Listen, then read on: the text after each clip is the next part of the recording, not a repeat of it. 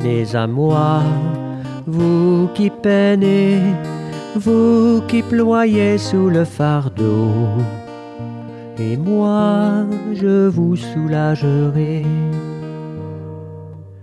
Vous dont on gère l'existence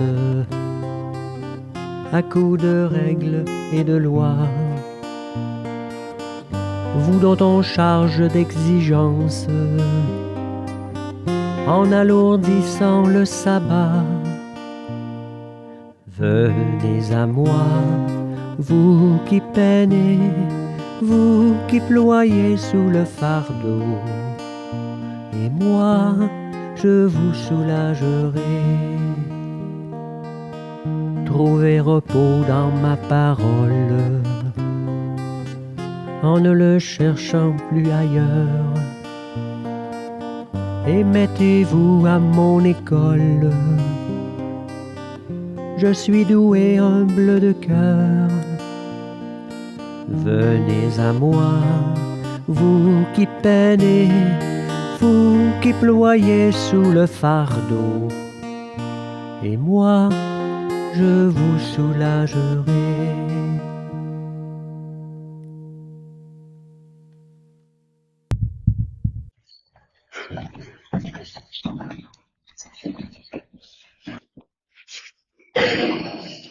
Bonjour, bienvenue à chacun et chacune de vous. Comme vous le savez, aujourd'hui, nous sommes appelés à vivre une liturgie de la parole sans l'Eucharistie. Préparons-nous donc à vivre la présence du Seigneur dans sa parole. L'Eucharistie est le centre même de la vie de l'Église. La liturgie de la parole sans l'Eucharistie soutient la volonté des fidèles de faire Église en demeurant des communautés vivantes, qu'elles entretiennent et développent le goût de la Sainte Écriture, qu'elles avivent le désir de l'Eucharistie, ce mystère qui réalise l'unité de la foi autour de l'unique pasteur, le Christ ressuscité. Nous aurons distribution de la communion avec des hosties déjà consacrées, qui sont dans le tabernacle. Nous utilisons le prion en Église pour les prières et les lectures, mais la liturgie eucharistique est remplacée par une prière de louange. Levons-nous et accueillons le livre de la parole en écoutant ce chant.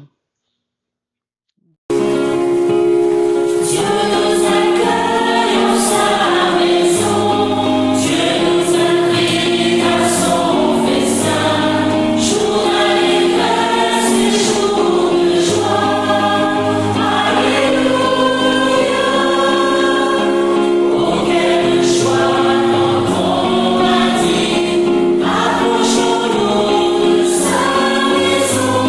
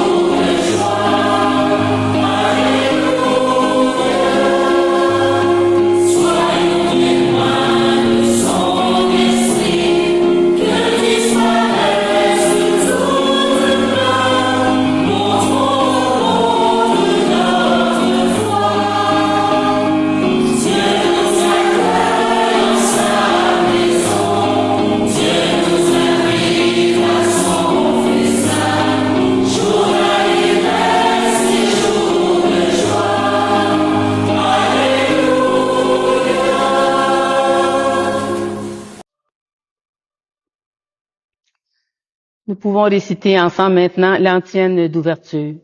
Fêtons Saint François de Laval, tous les amis de Dieu dont la gloire fut de proclamer la vérité reçue du Seigneur. Alléluia. Nous sommes rassemblés au nom du Père, du Fils et du Saint-Esprit. Amen. Prions. Seigneur Dieu, tu as envoyé le Saint évêque François de Laval pour étendre le règne du Christ au Canada.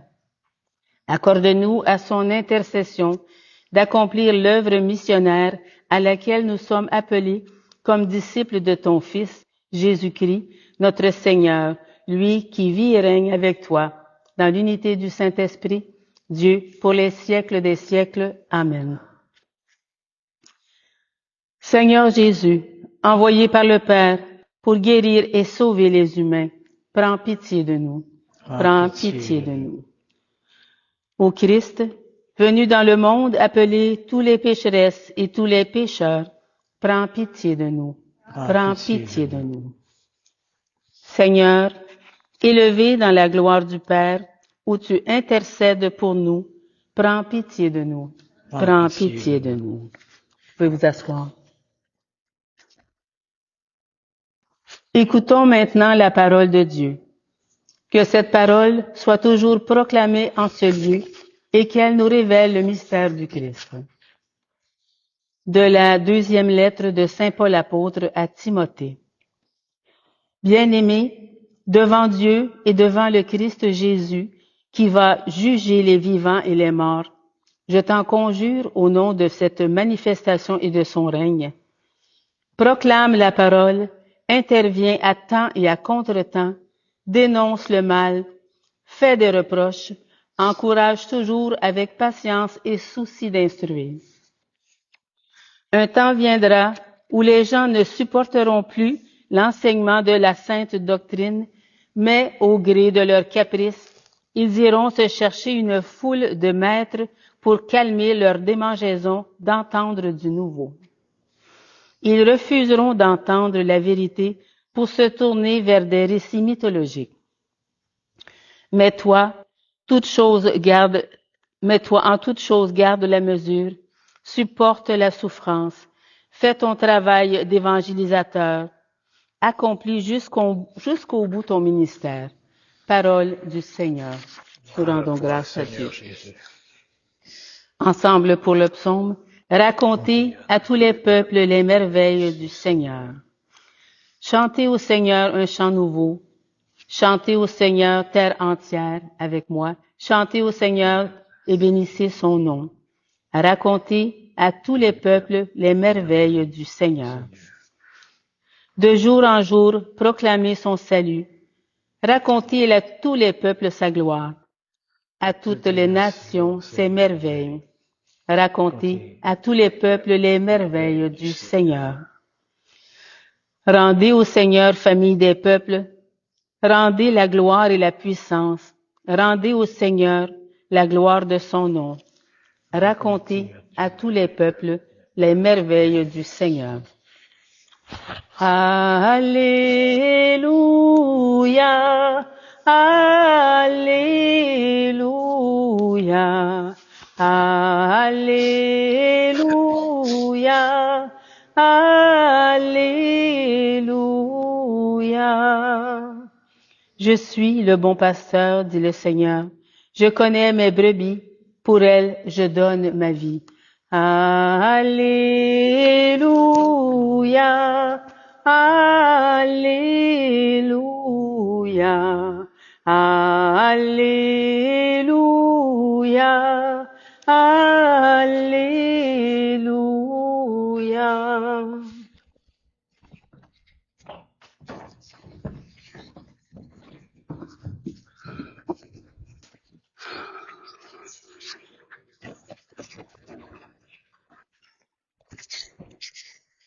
L'évangile de Saint Jean, l'évangile de Jésus-Christ selon Saint Jean. Seigneur, purifie mon esprit, purifie ma bouche, purifie nos cœurs, à chacun et chacune d'entre nous. En ce temps-là, Jésus disait, Moi, je suis le bon pasteur, le vrai berger, qui donne sa vie pour ses brebis. Le berger mercenaire n'est pas le pasteur. Les brebis ne sont pas à lui. S'il voit venir le loup, il abandonne les brebis et il s'enfuit. Le loup s'en est apparé, il les disperse. Ce berger n'est qu'un mercenaire et les brebis ne comptent pas vraiment pour lui.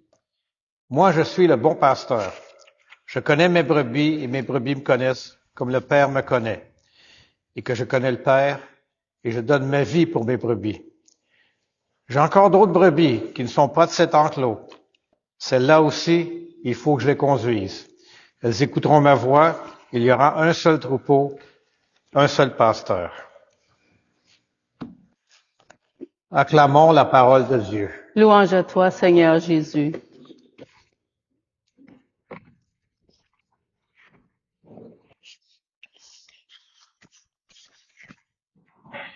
Alors aujourd'hui, on écoute les paroles du Christ qui se présente à nous comme le bon pasteur. Je suis le bon pasteur donne sa vie pour ses brebis. C'est une image puissante et tendre qui résonne particulièrement après les lectures qu'on vient d'entendre. Dans notre première lecture, on a vu comment Dieu, à travers l'histoire du salut, n'a jamais abandonné son peuple. Comme un berger, il a guidé Israël à travers les déserts, à travers les exils, à travers les moments de doute. Et dans le psaume, nous avons chanté « Le Seigneur est mon berger, je ne manque de rien ». Quelle confiance magnifique dans ces paroles. Mais ce qui me frappe aujourd'hui dans l'Évangile de Jean, c'est le contraste saisissant que Jésus établit entre le bon pasteur et le mercenaire. Le mercenaire, qui n'est pas le pasteur, à qui les brebis n'appartiennent pas, voit-il venir le loup, il abandonne les brebis, puis il s'enfuit. Gardons bien ce contraste. Le bon pasteur connaît ses brebis. Il les appelle par leur nom, il établit une relation personnelle avec chacune d'elles. Et plus encore, il est prêt à donner sa vie pour elles. Le mercenaire, lui, voit les brebis comme un simple gagne-pain. À première difficulté, il gagne son pain, et à première difficulté, il s'enfuit. Cette distinction nous interroge profondément aujourd'hui. Dans notre monde où tout se marchandise, où tout a un prix, où les relations humaines elles-mêmes sont parfois réduites à des transactions, des négociations. Let's make a deal, comme M. Trump dirait. Quelle place laissons-nous aux dons gratuits, aux sacrifices, à l'amour désintéressé? Jésus nous dit, je connais mes brebis me connaissent. Cette connaissance, c'est pas superficiel. Ce n'est pas simplement savoir le nom ou reconnaître le visage. C'est une connaissance profonde, comme celle qui unit le Père et le Fils. Comme le Père me connaît et que je connais le Père, et je donne ma vie pour mes brebis. Alors, mes amis, ce que Jésus nous révèle ici, c'est que notre relation avec Dieu, c'est pas celle d'un client avec un prestataire de service. C'est pas celle d'un employé avec un patron distant. C'est une relation de connaissance mutuelle, d'intimité et d'amour. Et cet amour, ça va jusqu'au don total. Jésus dit pas simplement qu'il va risquer sa vie pour ses brebis ou qu'il va souffrir pour elles. Il va jusqu'à donner sa vie. Et nous savons qu'il l'a fait sur la croix pour chacun d'entre nous.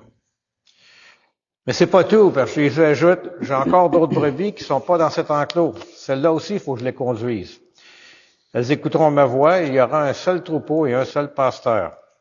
Ces paroles, ça nous rappelle que l'amour du Christ dépasse toutes les frontières, toutes les divisions, tous les murs qu'on a pu construire. Son troupeau n'est pas limité à une nation, à une culture ou à une tradition. Ça englobe tous ceux qui écoutent sa voix, qui se laissent toucher par son amour. Alors, dans notre monde divisé, fragmenté, où tant de voix cherchent à nous séparer les uns des autres, à attiser la méfiance et la peur, la vision du Christ d'un seul troupeau, sous un seul pasteur, c'est révolutionnaire. Elle nous appelle à la communion, à l'unité, à la fraternité universelle. Alors, frères et sœurs, voici ma question pour la semaine à venir. Comment puis-je, dans ma vie quotidienne, refléter l'attitude du bon pasteur plutôt que celle du mercenaire? Comment puis-je créer des relations basées non sur l'intérêt, mais sur le don de soi? Comment puis-je contribuer à construire un seul troupeau dont parle Jésus, en surmontant les préjugés et les divisions. Et surtout, est-ce que je prends le temps d'écouter la voix du bon pasteur dans ma vie? Est-ce que je me laisse connaître par lui dans la prière, dans sa parole, dans ses sacrements? Alors que cette semaine soit pour chacun de nous l'occasion de redécouvrir la tendresse et la force du bon pasteur et de nous laisser guider par lui vers les verts pâturages, vers les eaux tranquilles dont parle le psaume. Que sa voix résonne en nous plus fortement que toutes les autres et nous conduise ensemble vers son royaume d'amour et de paix. Alors prenons un temps de silence pour laisser les textes de la parole de Dieu qu'on vient d'entendre faire écho dans nos vies personnelles.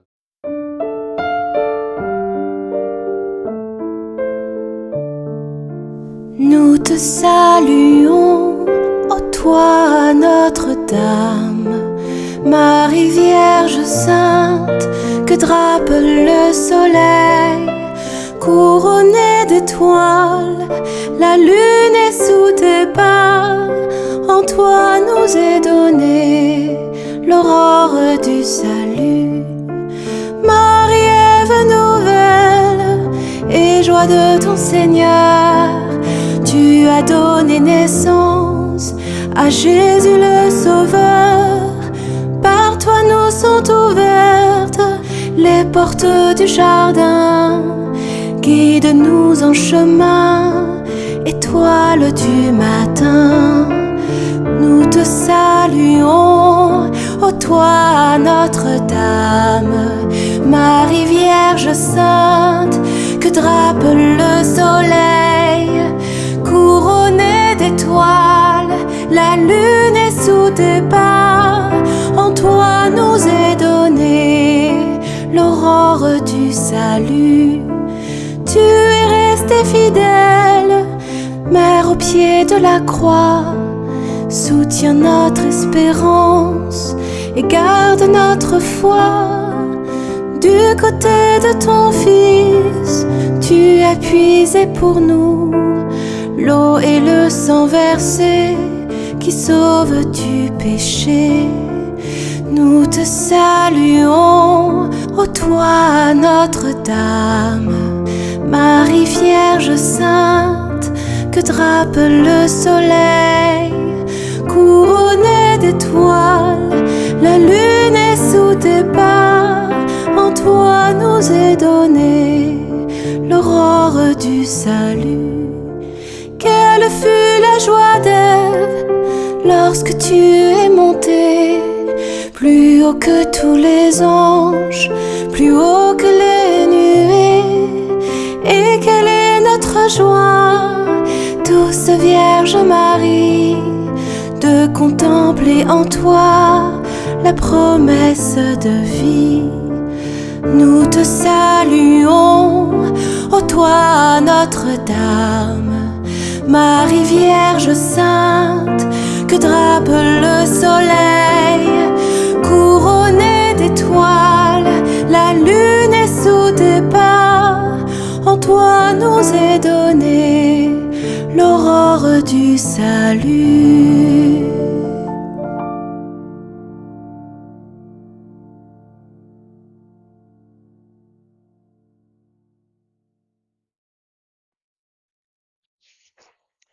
La prière de louange que nous allons entendre n'est pas dans le prions en Église. Entre chaque partie de la prière, je vous invite à dire ensemble, nous te louons. Dieu notre Père, nous te louons, nous te bénissons. Au matin du monde, dans le jardin de la Genèse, tu cherchais l'homme et la femme honteux de leurs péchés. Et déjà ton cœur inventait la promesse qui allait ensemencer l'espérance d'un amour plus fort que tout péché et toute mort. Nous te louons. Dieu de tendresse et de pardon, tu as visité ton peuple. Tout au long de son histoire, tu ne l'as pas abandonné à sa perte. Tu as entendu le cri de sa plainte, de sa peine, et tu l'as délivré de ses esclavages. Tu l'appelles sans cesse pour lui prodiguer tendresse et amour. Nous te louons. Dieu riche d'amour, ce n'est pas assez pour ton cœur de père que ce peuple élu.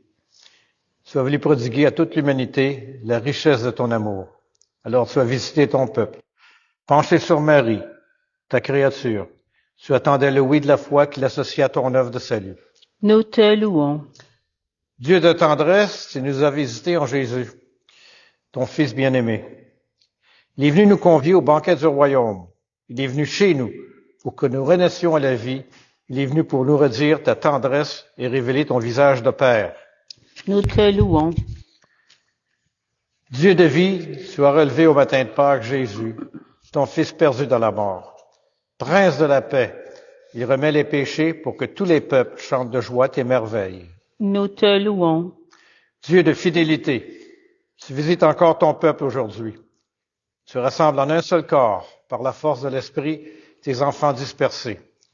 Il manifeste ta tendresse aux plus pauvres et aux plus démunis, à ceux qui cherchent sans trouver, à ceux qui désespèrent, pour qu'un jour nous soyons tous réunis auprès de toi, Père, pour chanter notre allégresse avec Jésus, ton Fils, dans l'esprit d'amour. Nous te louons.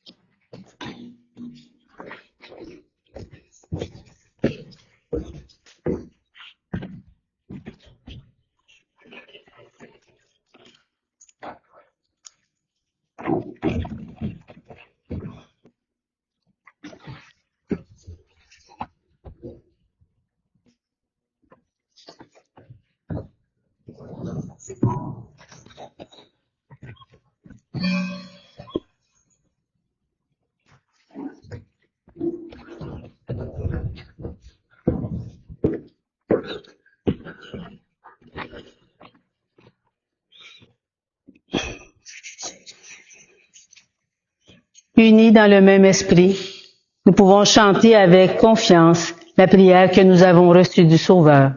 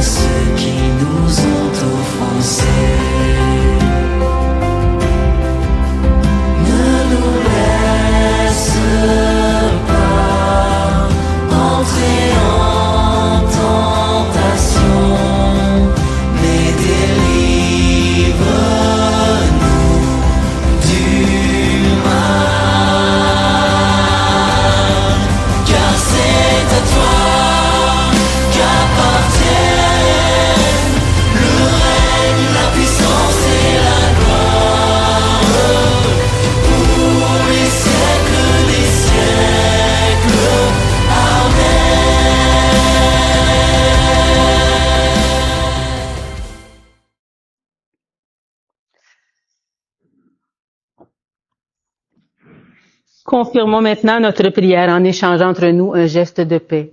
Que la paix du Seigneur soit sur chacun et chacune de vous. La paix du Seigneur, Pierre-Louis.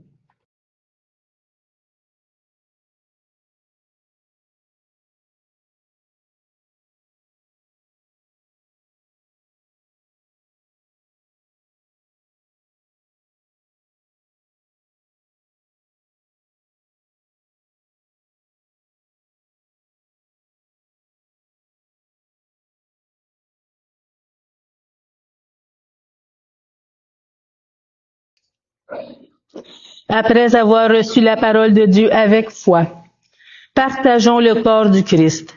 Que cette communion nous unisse à toute l'Église qui se rassemble à ce jour à travers le monde pour proclamer la mort et la résurrection de Christ.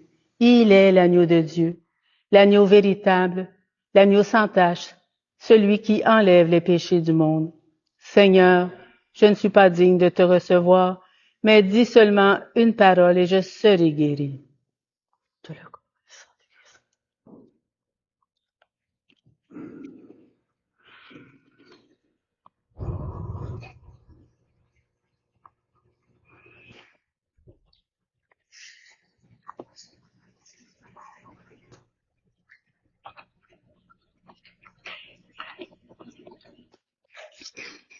Ensemble pour l'antienne de communion.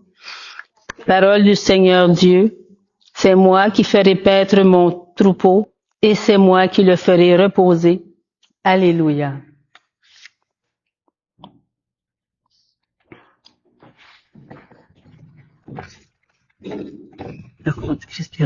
Amen.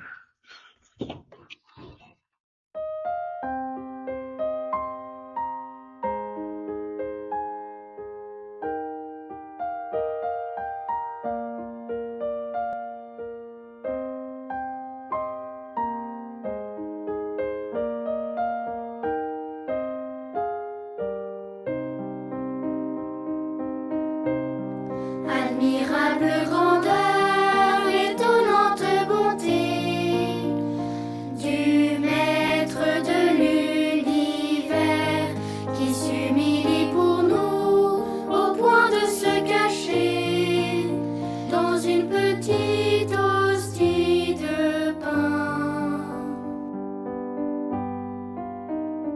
Regardez l'humilité de Dieu.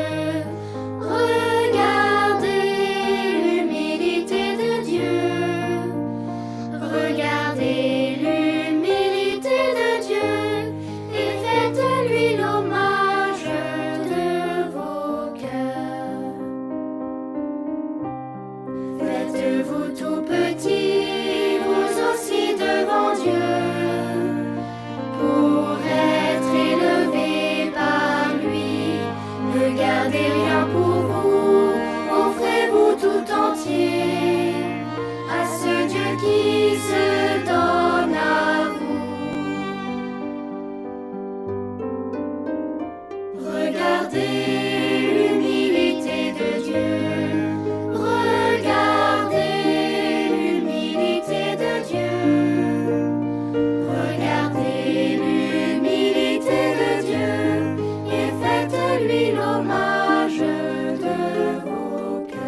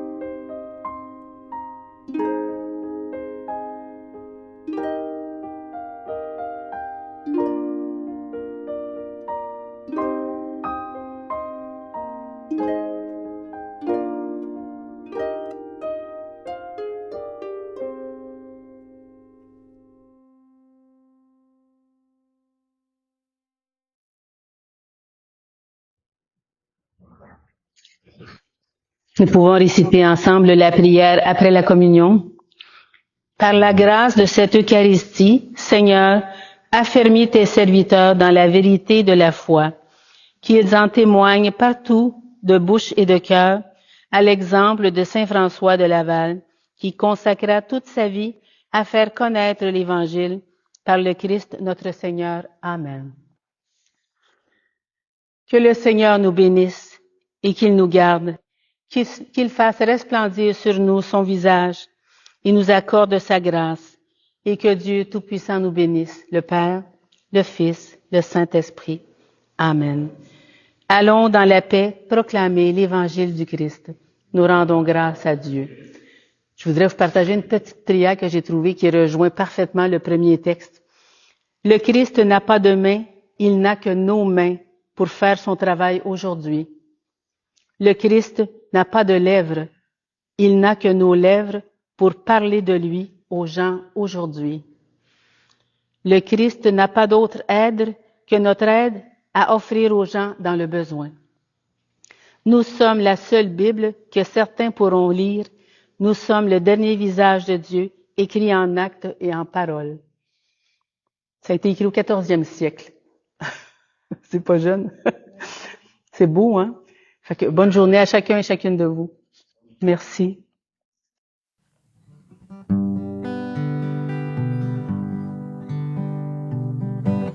Va plus loin, va plus loin. Même si tu te crois arrivé, va plus loin, va plus loin. Le voyage est à peine commencé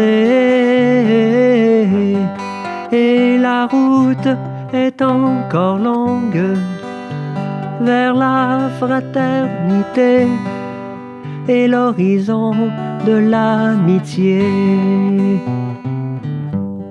Viens, suis-moi, mon ami, n'aie pas peur, même si l'obscurité nous aveugle.